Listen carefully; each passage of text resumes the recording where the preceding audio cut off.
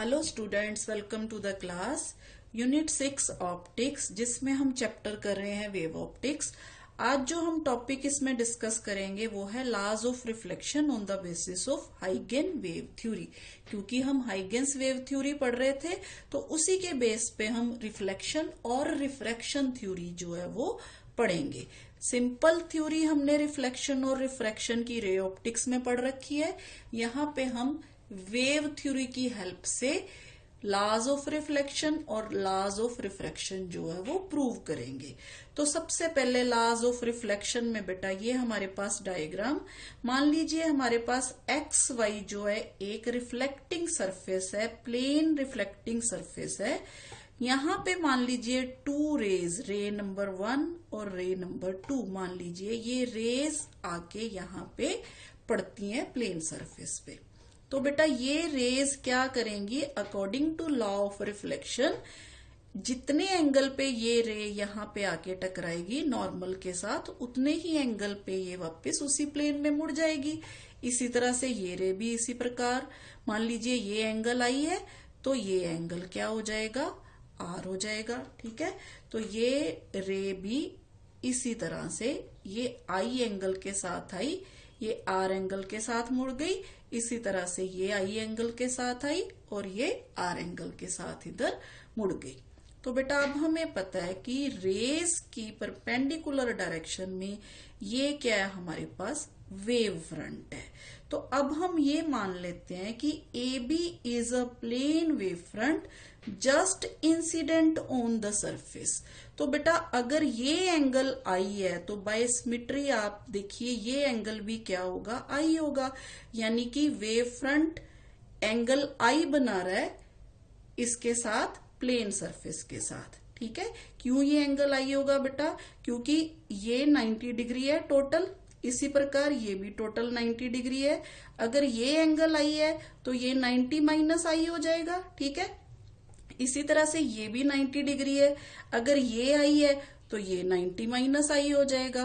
तो अगर ये 90 माइनस आई है तो ये एंगल कितना होना चाहिए, आई होना चाहिए। ठीक है, तो ये हो गया बेटा इंसिडेंट वेव फ्रंट। अब हमने फाइंड आउट करना है रिफ्लेक्टेड वेव फ्रंट। तो रिफ्लेक्टेड वेव फ्रंट कैसे फाइंड आउट करेंगे बेटा, अब हमें पता है कि जो वेव फ्रंट है वो क्या कर रहा है, takes time t with velocity c to reach from b to b dash। मान लीजिए b से b dash पहुंचते पहुंचते t टाइम लेता है और c वेलोसिटी के साथ मूव कर रहा है।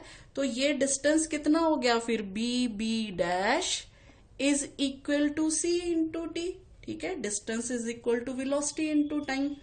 तो अगर ये वेव फ्रंट यहां से यहां गया तो उतने ही टाइम में एक वेव फ्रंट यहां से इस डायरेक्शन में भी तो फॉरवर्ड डायरेक्शन में मूव करेगा।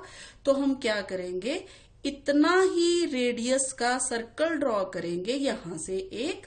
जब हम सर्कल ड्रॉ करेंगे यहां पे तो हमें यहां पे एक नया वेव फ्रंट मिलेगा। जब हम इसको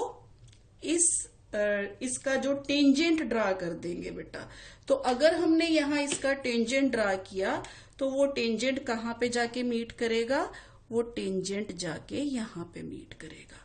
तो यहाँ पे ए से ए डैश मान लीजिए, ये ए डैश, ये नया वेव फ्रंट हो गया और यानी कि ये रिफ्लेक्टेड वेव फ्रंट हो गया। तो बेटा बाय सिमेट्री जिस प्रकार ये एंगल आ रहा है तो इसी तरह से ये जो वेव फ्रंट है यहां पे एंगल बनाएगा, वो एंगल क्या होगा, एंगल आर होगा। ये तो होगी बेटा इसकी कंस्ट्रक्शन। तो यहां से हमें ये पता चल गया कि ये वाला जो वेव फ्रंट है A B incident wave front है,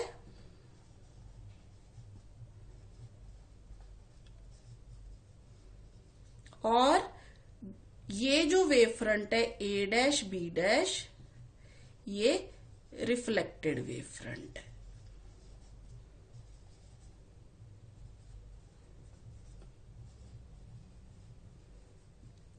तो बेटा बस अब हम इसको, इसमें लॉज ऑफ रिफ्लेक्शन जो है वो प्रूव करने। अब लॉज ऑफ रिफ्लेक्शन क्या होते हैं, पहला लॉ ये होता है कि angle I is equal to angle R, और दूसरा लॉ ये होता है कि incident ray, reflected ray and normal they all lie on same plane. तो हम यही चीजें यहां पे प्रूव करेंगे वेव थ्योरी की हेल्प से।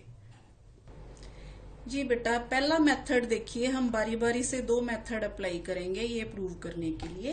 पहले मेथड में ये देखिए हमारे पास दो ट्राइंगल्स बन रहे हैं, ए बी बी डैश और ए डैश बी डैश। तो फ्रॉम ट्राइंगल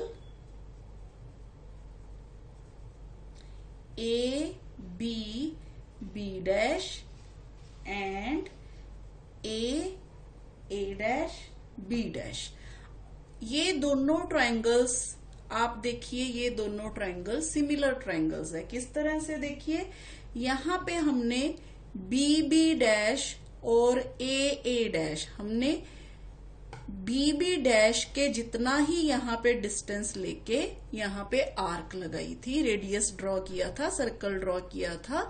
तो यहाँ हमारे पास इसका मतलब ए डैश भी इसके बराबर हो गया। ठीक है, तो यहाँ पे हमारे पास B B dash is equal to A dash is equal to C T आ गया, सी इंटू टी आ गया। ठीक है, अच्छा बेटा, दूसरा अब देखिए हमारे पास, एक तो ये प्रूव हो गया, दूसरा हम अगर ये वाली साइड ले ले, दोनों ट्राइंगल्स में आ रही है, A B dash is equal to A B dash, यानी कि दोनों में कॉमन आ रही है। ठीक है, और तीसरा बेटा, अब यहाँ पे ये वाला जो एंगल है, angle B A B dash और A dash B dash A, ये दोनों क्या हो जाएंगे, बराबर हो जाएंगे। क्यों? क्योंकि अब हमने इतना कुछ बराबर प्रूव कर दिया, तो इसका मतलब क्या हुआ कि triangle A B B dash congruent triangle है ये दोनों।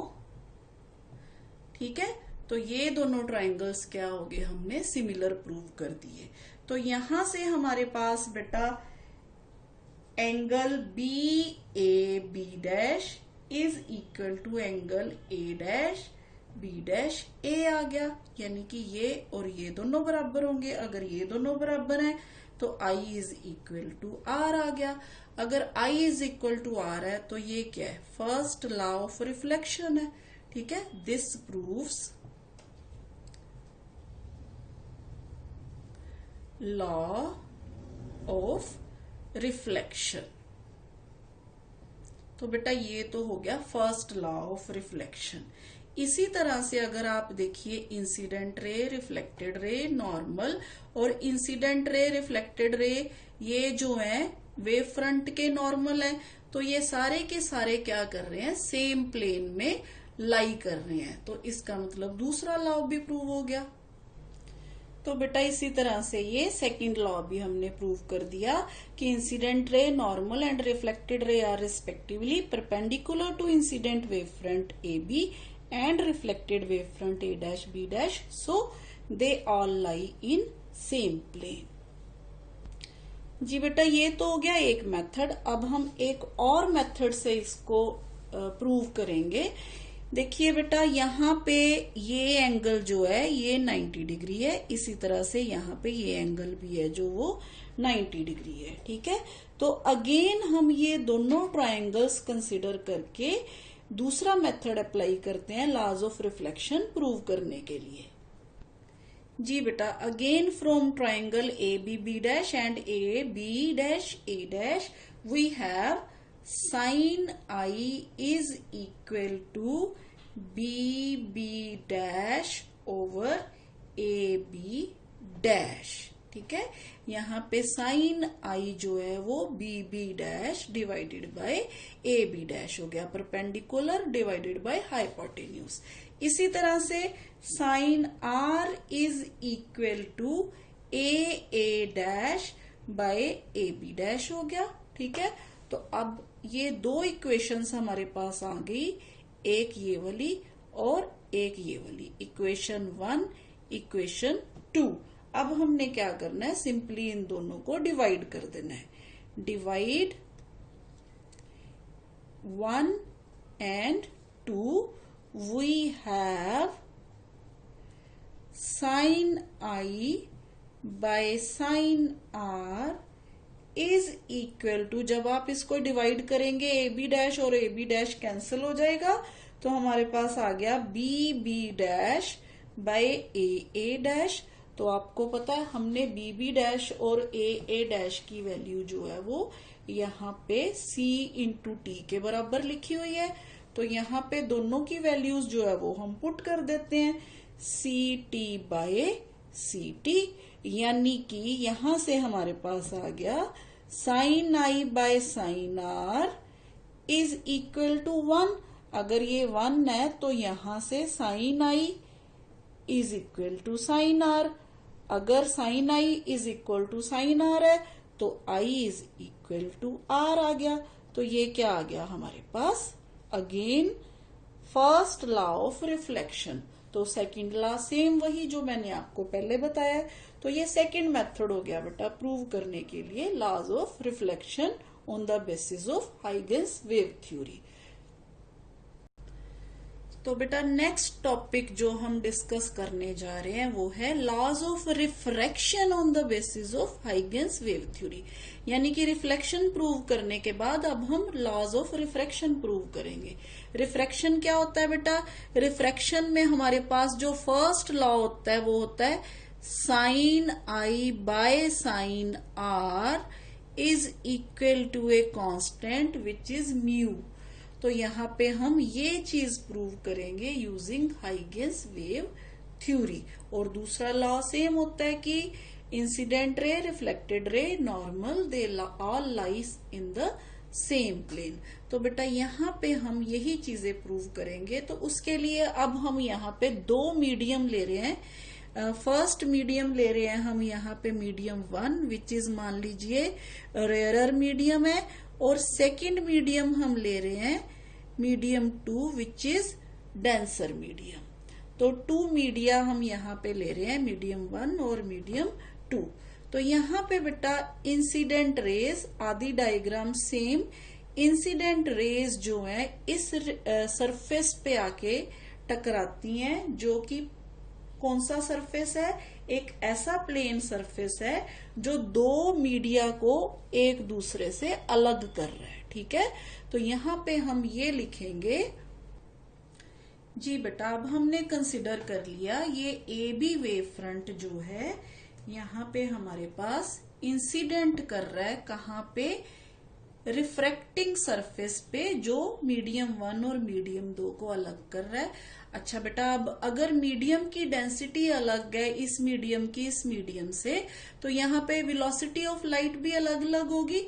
तो मान लीजिए बेटा इस मीडियम में जो वेलोसिटी ऑफ लाइट है वो v1 है, और इस मीडियम में जो वेलोसिटी ऑफ लाइट है वो v2 है। ठीक है, तो बेटा बस अब हमने लॉ ऑफ रिफ्रैक्शन जैसे सिंपल किया है, जब रे ऑफ लाइट जो है किसी सरफेस से एक मीडियम से दूसरे मीडियम में एंटर करती है, अगर रेयरर से डेंसर में जा रही है तो वो क्या करती है, वो नॉर्मल की तरफ मुड़ जाती है। तो हमने यहाँ पे ये रे जो है ये रिफ्रैक्टेड रे है, इसी तरह से बेटा ये भी रे जो है ये रिफ्रैक्टेड रे है। तो ये दोनों रेज जो होंगी ये रिफ्रैक्टेड रेज होंगी। तो बेटा अब सेम वैसे ही ये ए बी जो है ये क्या है हमारे पास वेव फ्रंट है। ठीक है, अब मान लीजिए बी टू बी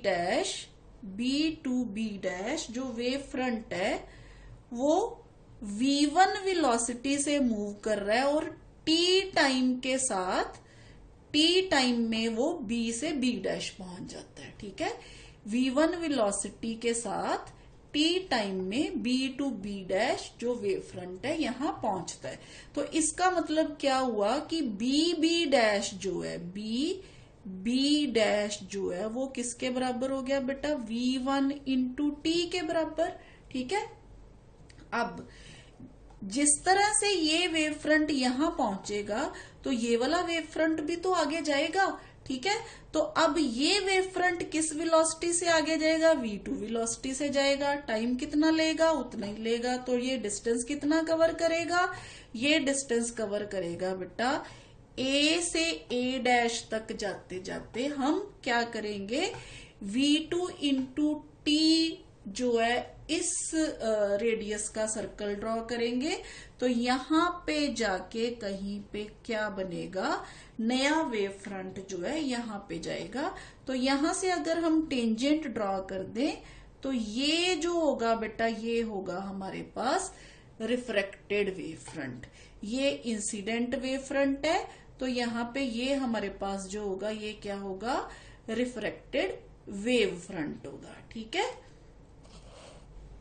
तो बेटा इसको मैं सेम कलर में ड्रॉ कर देती हूँ। ये ए बी जो है इंसिडेंट वेव फ्रंट है और ए डैश बी डैश जो है वो रिफ्रैक्टेड वेव फ्रंट है। ठीक है, तो यहाँ पे बेटा ये वेव फ्रंट यहाँ पे इंसिडेंट है, तो इसका मतलब क्या हुआ बेटा, यहाँ पे ये जो एंगल बनेगा ना बेटा, ये मैं पुराना जो आर है इसको रब कर देती हूँ, जो हमने पहले वाली डायग्राम के लिए ड्रॉ किया था।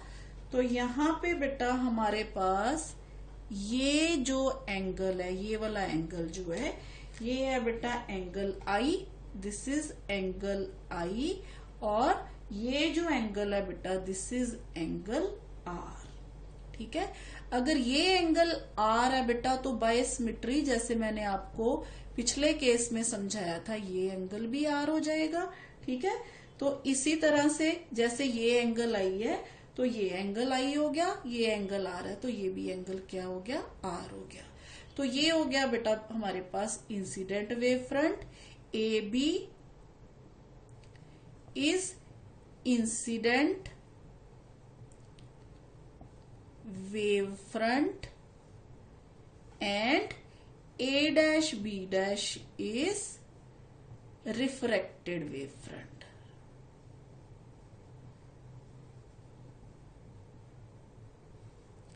बस बेटा अगर आपको ये डायग्राम क्लियर हो गई तो जैसे हमने पिछला आर्टिकल किया, ये बिल्कुल उससे मिलता जुलता आर्टिकल, हम उसी तरह से इसको भी प्रूव करेंगे। तो उसके लिए अगेन बेटा हमारे पास दो ट्रायंगल्स बन रहे हैं, देखिए ए बी बी डैश, और दूसरा ट्रायंगल बन रहा है ए डैश बी डैश। अब फर्क क्या है बेटा, यहाँ पे B टू B डैश जो डिस्टेंस है वो है V1 इंटू टी, और A टू A डैश जो डिस्टेंस है वो है बेटा V2 इंटू टी। तो यहाँ पे हम ये लिख सकते हैं A dash is equal to V2 into T. ठीक है, A dash is equal to V2 into T. तो बेटा बस अब हम उसी तरह से इसको भी प्रूव करेंगे, तो देखते हैं कैसे। तो अगेन बेटा फ्रॉम ट्रायंगल ए बी और B dash and triangle A dash B dash A dash A dash B dash, यहां से हम दोबारा से sine I is equal to, यहां देखिए बेटा अगेन साइन आई किसके बराबर आ गया, B B dash by A B dash. इसी तरह से साइन आर जो है वो आ गया हमारे पास A dash by A B dash. Again हम इन दोनों इक्वेशन को क्या करेंगे, डिवाइड कर देंगे, sine I by sine R is equal to, again वो किसके बराबर आ गया, B B dash by A dash. Now what is B B dash, B B dash is V1 into T और A dash is V2 into T. तो इनकी values हम यहाँ पे पुट कर देते हैं, तो हमारे पास आ गया बेटा sine I by sine R is equal to V1 into T by V2 into T, T cut हो गया, V1 by V2। Now what is V1 by V2, बेटा हमें पता है V1 V2 जो है ये किसके बराबर होता है, ये कांस्टेंट के बराबर होता है, विच इज रिफ्रैक्टिव इंडेक्स, यानी कि म्यू के बराबर होता है। तो यहाँ पे हमारे पास sine I by sine R is equal to mu. ये आ गया बेटा हमारे पास फर्स्ट लॉ ऑफ रिफ्रैक्शन, जिसको हम क्या बोलते हैं, स्नेल्स लॉ बोलते हैं, स्नेल्स लॉ ऑफ रिफ्रैक्शन। तो ये प्रूव कर दिया हमने, स्नेल्स लॉ प्रूव कर दिया। तो अगेन बेटा सेकंड लॉ जो है वो सेम वही जो हमने पिछले केस में किया था कि incident ray, reflected ray and normal they all lie on same plane. और जो इंसिडेंट जो वेव फ्रंट है और रिफ्रैक्टेड वेव फ्रंट है ये भी क्या है, क्योंकि इंसिडेंट रे के परपेंडिकुलर है इसलिए ये सारे क्या है, एक ही प्लेन पे लाई करते हैं। तो बेटा जैसे ये फर्स्ट लॉ है तो second law, incident ray, normal and refracted ray are perpendicular to incident wave front A B, the dividing surface X Y and refracted wave front A dash B dash all lie in the same plane.